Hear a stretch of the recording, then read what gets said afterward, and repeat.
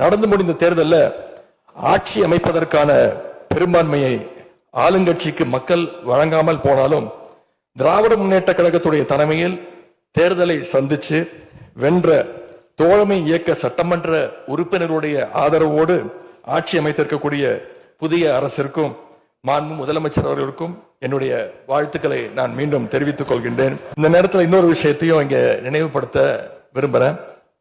மாண்புமிகு பேரவைத் தலைவர் அவர்களும் மாண்புமிகு முதலமைச்சர் அவர்களும் இன்னைக்கு எதிர்கட்சி தலைவராக இருக்கிற நானும் ஒரே காலேஜில் படிச்ச ஓல்டு ஸ்டூடெண்ட். ஒரே காலேஜில் நாம படிச்சிருந்தாலும் அரசாங்கத்தை நடத்துறதுல திமுக தான் சீனியர் பேட்ச். அது உங்களுக்கு தெரியும். 1967 ஆட்சிக்கு வந்தது திமுக தான். நாங்க தான் சீனியர்ஸ். அந்த அடிப்படையில் எங்களுடைய நாலேஜையும் எக்ஸ்பீரியன்ஸையும் நாங்க ஷேர் பண்ணிக்க ரெடியா இருக்கோம்.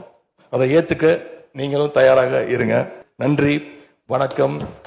வெல்க தமிழ், வாழ்க தமிழ்நாடு. மக்களை பிரிக்கும் சனாதானம் நிச்சயம் ஒழிக்கப்பட வேண்டும். நன்றி, வணக்கம்.